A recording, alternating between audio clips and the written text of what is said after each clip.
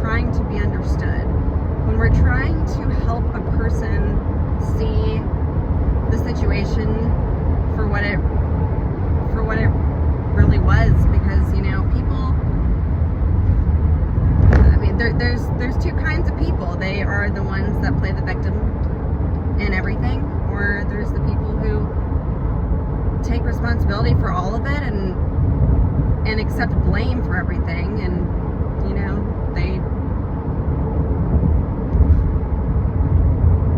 they end up having such low self-esteem because they believe that everything is their fault, and that they have to try so hard to earn love. But I was thinking about it, because even people who are victim, who feel like they're always the victim, there's a level of deep rooted shame in them. Honestly, I feel like we all carry shame, no matter what. There's deep shame in all of us. At some point in time, it's hard to find it. It's hard to know that it's even a feeling of shame, because when we're playing the victim, that's a way to protect ourselves. That's a way to shield ourselves from feeling guilt and shame about a situation. It's a protective mechanism. It's a coping mechanism, and it's so deeply rooted in people that it's basically just autopilot. It's a pattern, an unconscious pattern. And the longer you keep bearing the shame or guilt or unworthiness is a weird one too, because that's a hard one to find. It's a hard feeling to find, because I would have never called it that in myself. I would have never thought that I didn't feel worthy of love. That sounds I just feel like that thought never actually ever crossed my mind, worthy and unworthy, no.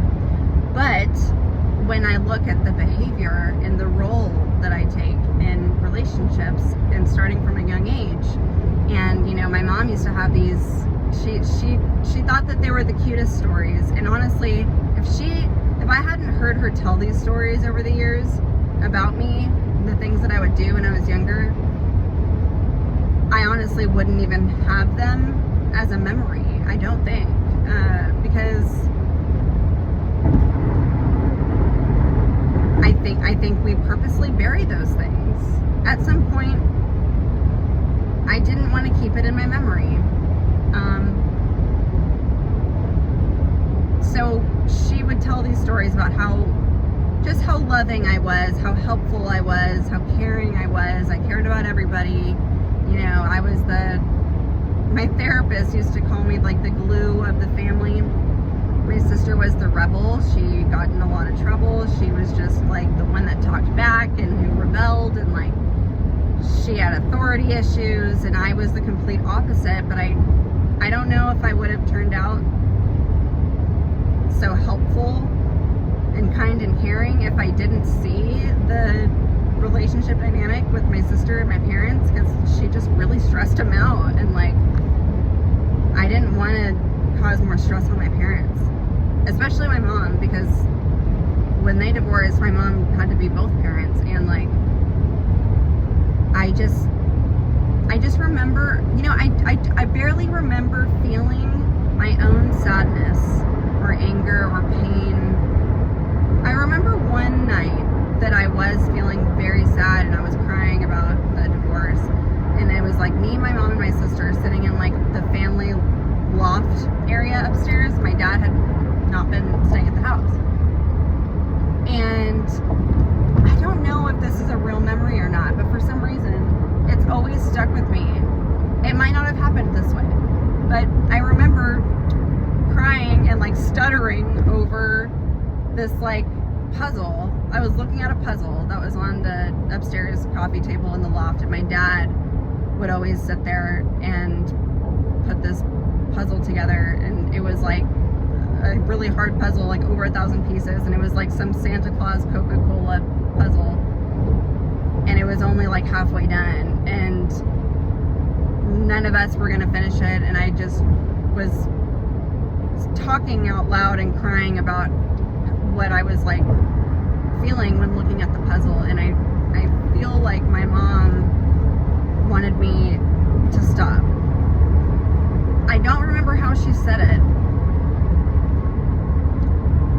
but it bothered her.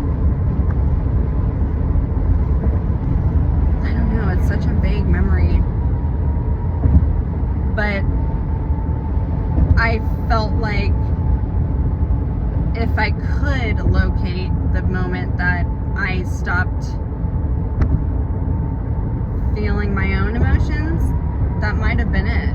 And I just totally was there for my mom the whole step of the way after the divorce. And the only times that I would get emotional was when she was getting emotional.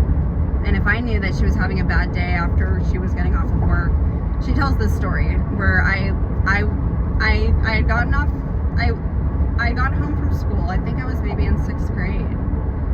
And I just had been raking all the leaves in the front and the backyard. I guess from the time that I hung up the phone with my mom, because I knew she had a bad day and she was coming home from work. So within like that 35-minute window when she got home, I had like black bags just stacked like on the sidewalk of all this like yard work I just quickly did for her. And I was super excited for her to get home so that she could feel better. And she did feel better, and she was so grateful for me. And I think that that was a moment that I learned I can make people feel better. I can change. I can help their problems. And I also knew that I didn't want to be like my sister, causing people pain and sadness, because I hated seeing my mom cry. Like it just, even to this day, like it was such a rare thing, and like I feel like it traumatized me in an interesting way, because it would make me cry. And I even didn't like to see my sister cry either. And whenever I would see them fight, it just really scared me, and I don't know. And so I guess from that moment on, I just took it upon myself to be the one to help people feel better. And I knew that that did make a difference. It clearly showed, you know. But that also just put a lot of responsibility and weight on me at a young age. And my mom also never remarried, neither did my dad. My mom didn't really date. So it was just me and her. My sister ended up leaving to go live with my dad eventually. And my mom really relied on me. And it was I kind of enjoyed it, I think. I mean, I do remember feeling like I was more stressed than the average kid my age, and a lot of them didn't understand. And I don't know, I don't even remember talking about it. I don't remember like feeling my own stress about it. Like there were moments that I don't know. But yeah, if my mom didn't have those, I mean, there were a few stories like that, where like when my parents sat us down to tell us that they were getting a divorce, I mean, we had no idea. They never even argued in front of us, so it was totally like a shock. And my mom said the word biatch when she was talking about, she was trying to explain to us why they were getting a divorce, or at least one of the reasons, and something about this chick that my dad worked with, and she called her a biatch. But my mom had like easily been cussing throughout that whole discussion anyways. And so my sister and my dad just started cracking up. Like, they just started cracking up, and I didn't, like, that wasn't even funny. And my mom started crying when they started cracking up, and I just remember, like, my heart just sank, and my mom ran upstairs crying, and I ran after her, and I just laid with her. And, like, it's hard because those moments are probably so dear to my mom.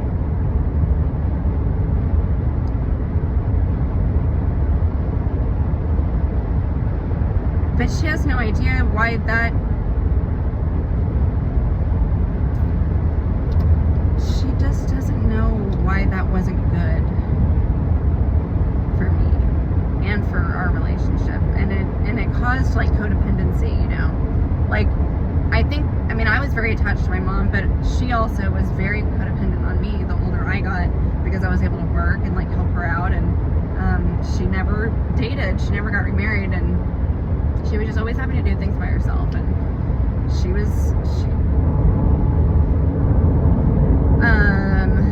so it took me years to even see this clearly for what it is, because I miss the relationship I had with my mom. I do miss being very close with her. She was my best friend. I did tell her everything. We had so much fun, and, like, all of my friends loved her, and she was just the coolest. And the people I would date, well, my first boyfriend was just, like, I chose a guy who had really horrible trauma at 19, and he really needed me, and I felt like that was normal. Or maybe I liked that feeling, because maybe if I didn't feel needed by somebody, then maybe I wouldn't feel loved. I don't know, that would be a little foreign to me. But it just turned out that guy ended up being, like, incredibly abusive. And anyway, my mom and I have been through a lot together, and it took me so many years to start realizing the things that I know now, because the information just wasn't really available to us. I stayed in therapy. I mean, I stuck with our family therapist, the one that we had while my parents were getting a divorce. I kept in contact with him more than anyone else, or I was the only one in the family to continue therapy. Here and there, I wasn't super consistent, but, like, if I didn't have Ray, I don't know what like, he totally felt like a parent to me. And it was cool because he knew my dad, he knew my mom, and he knew my sister. He was their couples counselor before he became our family divorce counselor. So it was just a really unique situation, because my therapist knew everybody. And so, yeah, like, over the years, he called me the glue of the family. And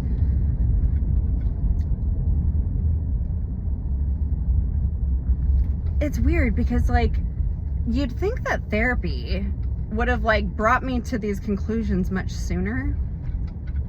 But, like, we didn't. And maybe, I don't know, but after a while, I didn't know how to disconnect from my mom in like a healthy, polite, loving way. She took that as, like, I'm abandoning her, and it was so hard to explain why, like, how hard things were for me, but not just with her, within the family, because my sister was, like, on drugs, and my dad was in Vegas with, like, gambling all of his money and who knows what else. My mom was, like, going out with all of her friends that she had, like all these new friends, this huge group of rich people, and like she was partying out too. And then at some point I started like getting heavy into drinking, and I was a server at Willie's, and I made my friends, and everything was just out of control. And like I started to notice like how much I just really felt like being drunk, and like there was no middle ground with drinking. And like when you're young, you think that those habits will just eventually fade away, but they didn't. And like, if anything, I mean, I went through more trauma to where it just things got significantly worse. And like, I think, you know, I have a couple teenage boys that I cut their hair, and I've told them, you know, like, no one told us that like the habits that we're forming in high school, our drinking habits, like they're actually not going to change. And I love these boys. They're so smart. And one of them, I can see his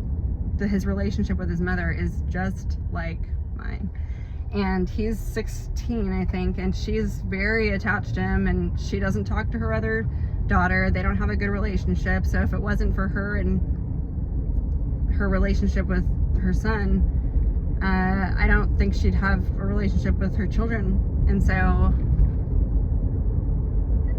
yeah, it's so interesting to look, to like, to be on the outside of it and to like see, because it's just so weird. It's very, very identical.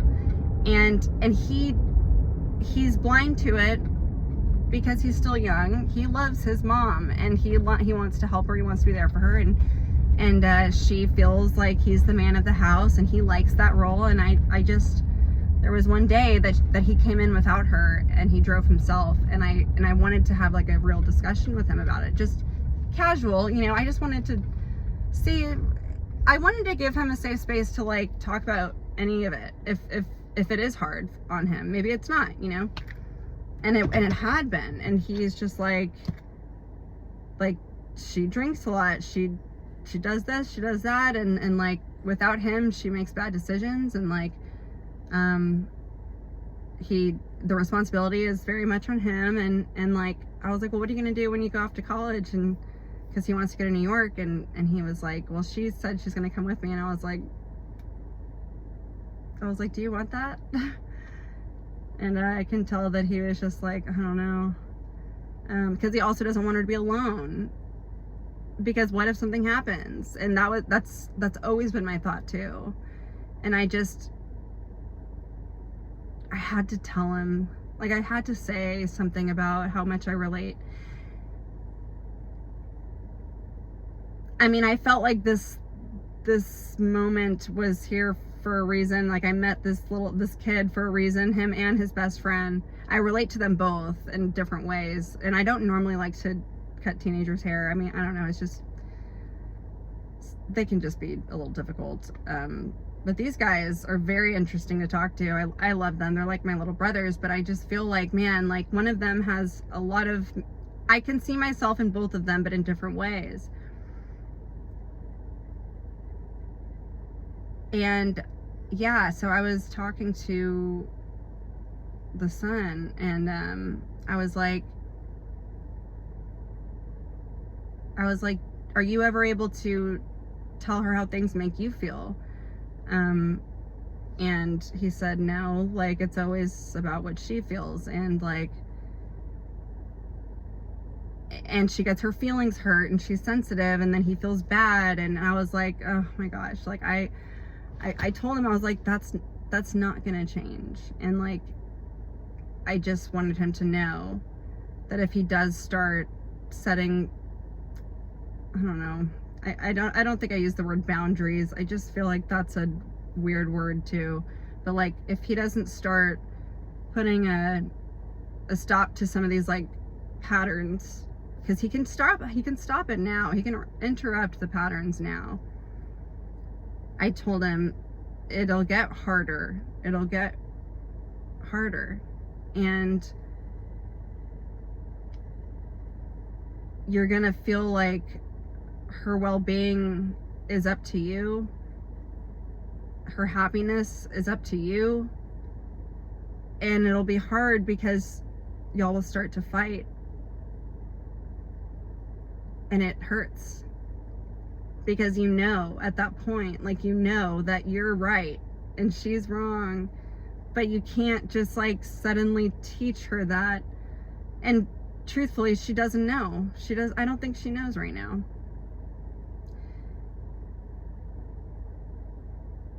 And it's not fake, you know, like her crying or her need for her son, for that love. It's not fake. It's not a show. It's real.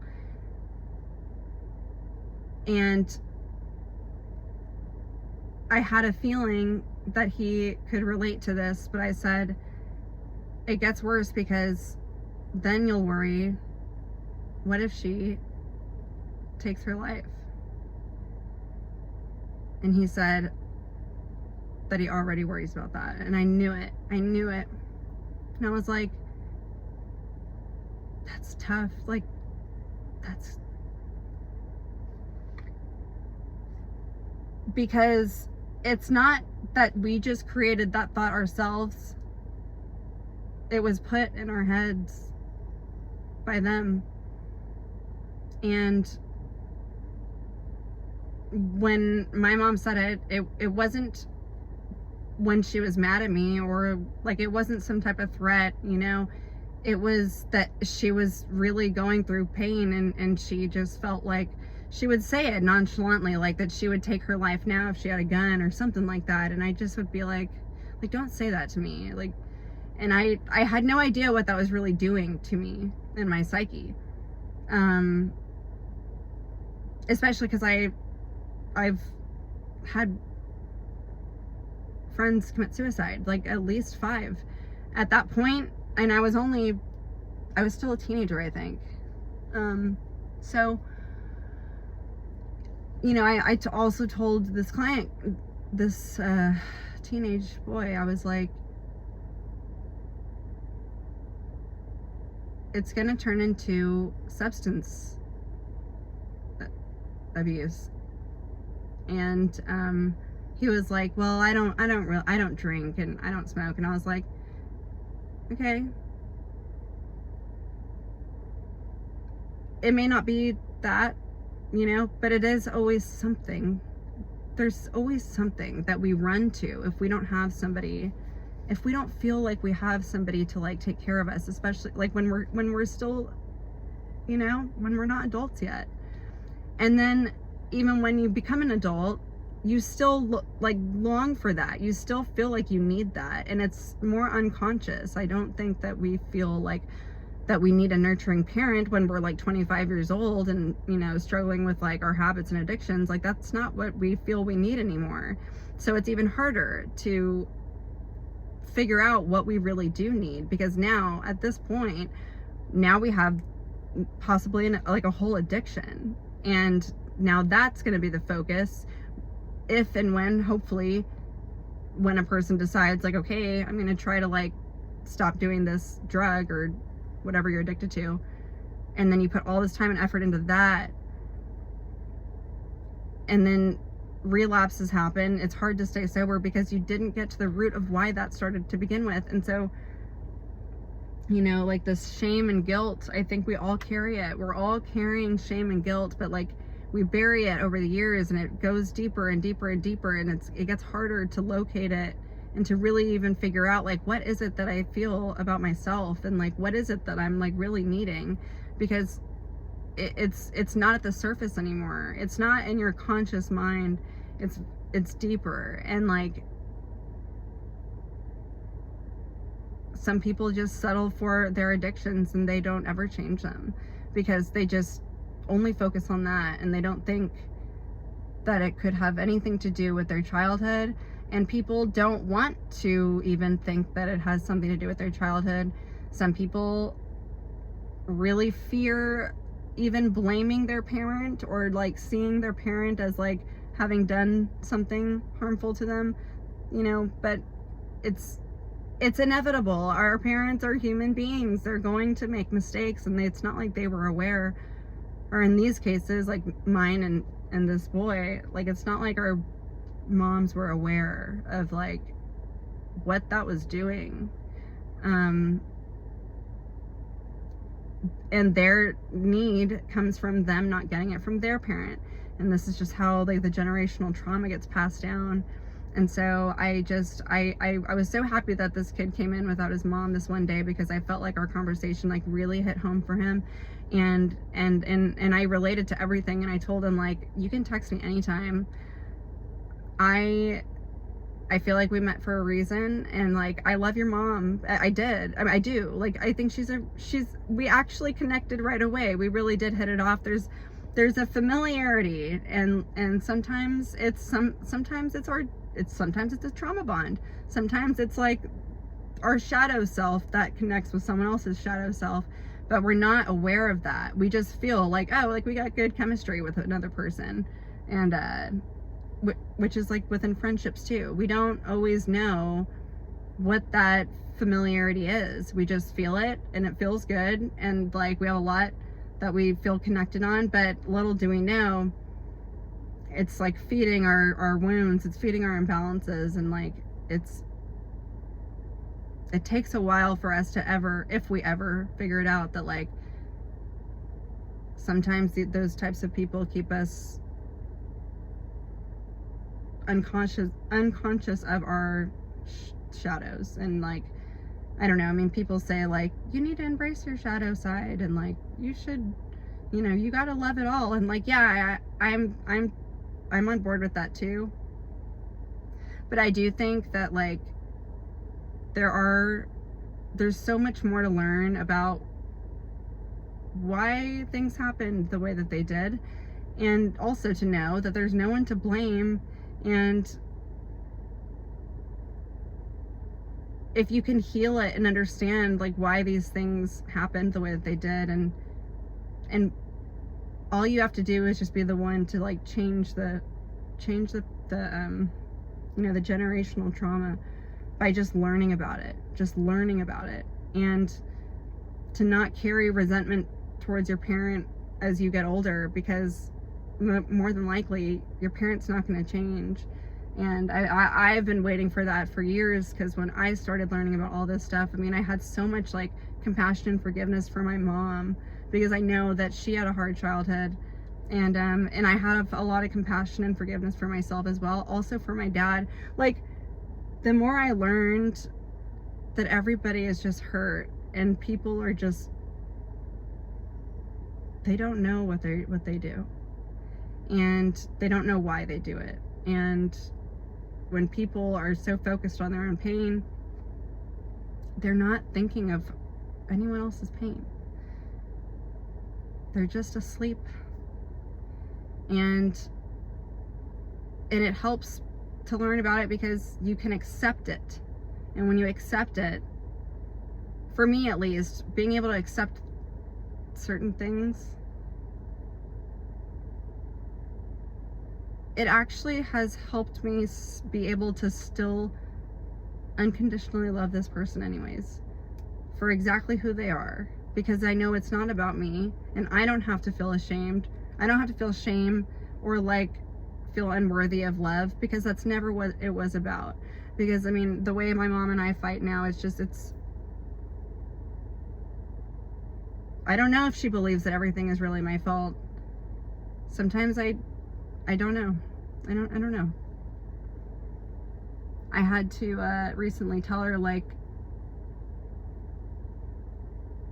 because she thinks that there are ways that I can help her life, and every time I do put a whole lot of effort into helping her with something, it's just so short-lived now. It doesn't actually end up mattering. It matters for the day, but then it's back to. So now I know better, because like that really gets my hopes up, and it breaks my heart. That's another thing too. I'm like, I let things break my heart now.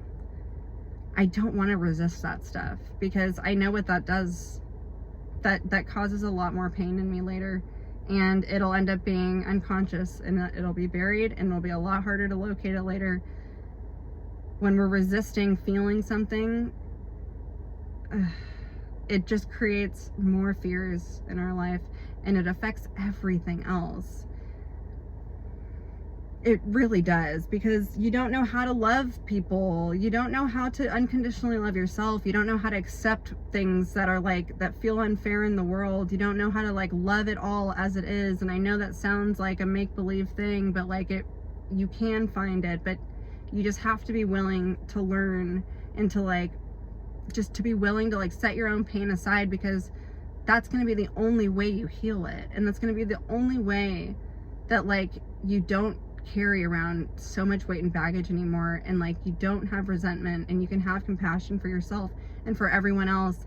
And I truly believe it makes us more resilient when we're not so afraid of feeling. Like get it over with in the moments. And I'm still trying to work on that, because I didn't realize for a couple years now, like I've kind of enjoyed being able to block out certain emotions. I had never been able to do that before. And it's like, I enjoyed feeling a little numb, and because it was different to me. I was like, this is kind of cool. Like, because I didn't realize what it was. We just don't realize what it really does, and what it actually starts to affect. And it affects how we love. It affects what we feel we deserve. It affects our relationships with all people. And it's crazy how different it is to be accepting in your own body and your own self, and like just knowing the imperfections of yourself and everyone else, and how your past is imperfect too, and like people fuck up, and so do you. But when you learn what it really takes to forgive things, and that you never knew the full picture in the first place, like if you can't argue both sides of the story, then you don't understand the story. And Rick Rubin said that, and the first time I heard that, I was like, yeah, yep, that's it, totally. Like I've totally felt that before, but he just said it in the best way. If you can't argue or defend both sides of the story, then you do not understand the story. And the only way you can forgive and let something go and accept it, so that you can make space to love, because loving doesn't feel so scary anymore when you can do that. Open your heart, do things from love rather than fear, and like, it's amazing what starts to fall into place. It's amazing how you can feel seen for the first time. And when you feel it the first time, you're like, I can't believe I've been missing this completely. Like,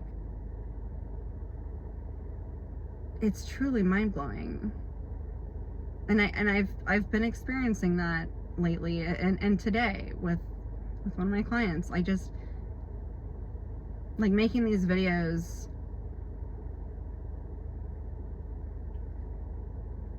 It's like I was never able to feel heard before when I was younger. And it started to get it started to get harder over the years to feel heard by anyone in the family, because everybody had their own problems that were just bigger than mine. But then I realized that all of my relationships had that. Like the dynamic was the same with everyone that I was in a relationship with, my friends, romantic partners, not all of them, but like I just started realizing like the dynamic is so similar with all of these people. And when you realize that, you're like, fuck. But you don't have to drop them all. You don't have to be like, all right, like fuck it all, I don't need you guys. It's just, some people will not like your changes, and it'll feel threatening to them, and they'll judge you about it, and they won't understand it.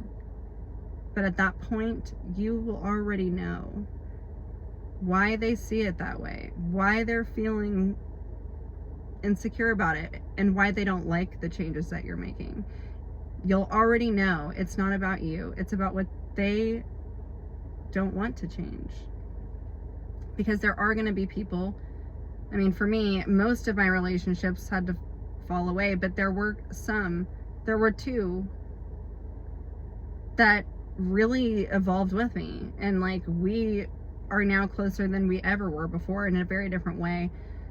It's inspiring. They love to see it, and they love it because I can help them too. But you know, it's like it's a very different way of helping another person. It's like being so open-minded to each other's experiences, where both people are able to just openly share what they feel, what they experienced. Two people being open-minded to that, where it doesn't turn into an argument, and then they can both hear the feedback and respect the feedback, not criticize. And it's just this constant, like, we're both just evolving together. And then it's like, well, I didn't need all of those friends anyway, because just having this one person is all I need right now. I mean, I spoke about this in my last video, like we're so afraid of things, and it's completely in our own imaginations. I'm not saying that it's not difficult or that it's not sad, but like we're already living with that fear and pain and sadness every day already. Just because we're not conscious of it doesn't mean that it's not affecting our lives. It is. And like, anyway, this kid, I was so proud of him because the other day he came in for a haircut. He came in by himself again, and he told me that he dumped his girlfriend, and he dumped his girlfriend, and then he stood up to his mom, and I was like, what? No way.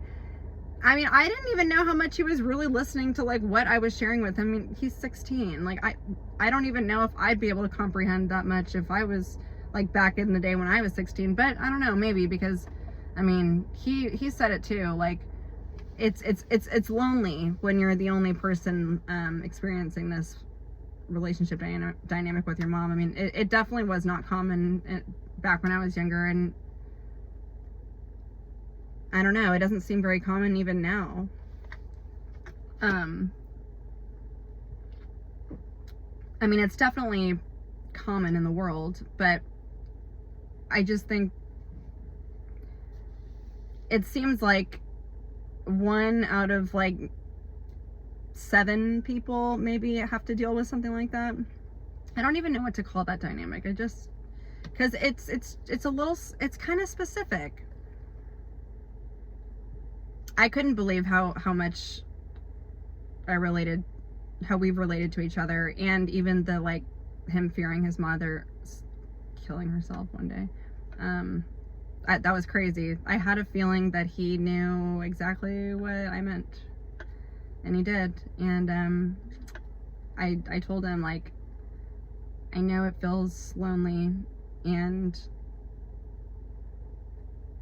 I just want you to know that you're not wrong for feeling like it's unfair. It really isn't fair, and like, you're still a kid, and you do need your mom, and you depend on her and stuff, but like, you just, if you can speak your truth about how things make you feel now while you're still young, you know, I truly believe that you can change the future with this. And you never know. I mean, she might listen, and I think if I would have done that back then, I mean, depending on how I would have approached it, I didn't have anybody telling me this stuff. I didn't know anybody who had a similar experience or related to me at all. I mean, my therapist didn't even really talk to me about this. Yeah, I think back then, when my mom was younger and when I was younger, I mean, I think I could have changed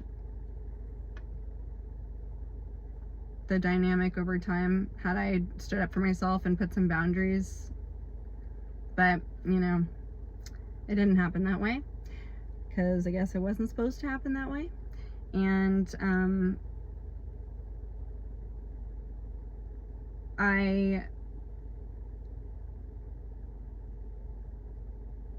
I don't regret anything, because I've learned so much, and the only way we learn is through our own mistakes, you know, or other people's mistakes. And I've also learned that, like, I don't need closure I don't need an apology from other people to find peace and closure with problems. And I think that that's a tough one, because I think most people need that. They need the apologies. They need, like, I don't know. I mean, I don't know. I just feel like in my own life, like, it is just rare when I come across somebody who, like, can forgive things without needing an apology. Like, it's rare.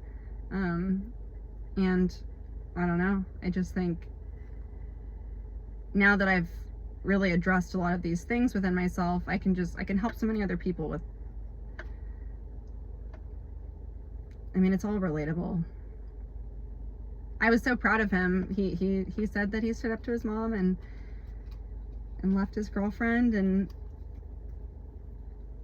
I gave him a huge hug, and I was like, you have no idea how much that one thing, that one moment with your mom, you have no idea how much that did for yourself and for her, because she, at first, she didn't like his boundaries. She bit back, and she tried to take over and manipulate, you know, by saying, like, you're hurting my feelings, or like, well, I feel this way when you did this. And he's like, yeah, but what about my feelings too? I don't know how he said it. He said it in a really bold, courageous, respectful way, but very strong. And